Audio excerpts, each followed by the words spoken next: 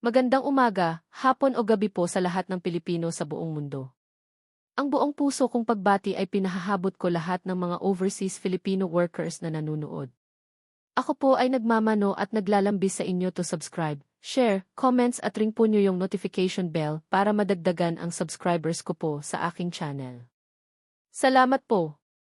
Si Barbie Forteza at David Licauco ay patuloy na laman ng showbiz buzz ngayong 2026 mula sa mga sweet na barda moments sa Sparkle Fun Run hanggang sa usap-usapang bagong proyekto ni Barbie na posibleng kasama si David.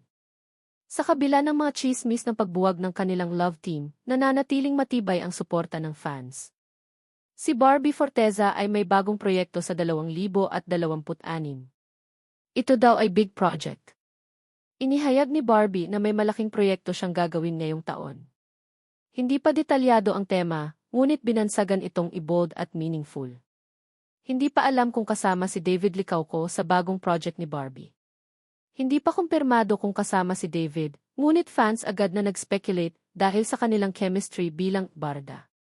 Si David Licauco ay patuloy ang suporta sa fans. Dumalo si David sa 4th anniversary ng Barsanatics fandom, kahit abala sa schedule. Hindi nakadalo si Barbie, kaya't lumabas ang haka-haka kung may tensyon sa kanilang tambalan. Gayunpaman, tiniyak ng fandom na imbitahan siya sa susunod na event.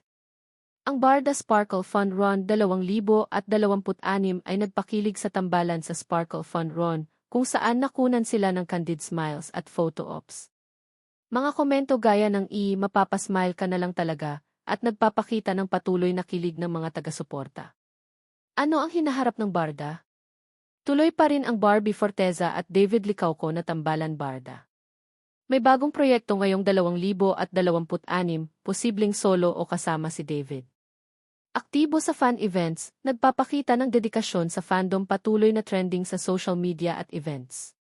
Si Barbie ay kilala sa versatility bilang aktres. Si David ay kilala sa charm at chemistry sa screen. Ang mga fans nananatiling solid kahit may chismis ng pagbuwag. Si Barbie ay hindi nakadalo sa Barsanatics anniversary.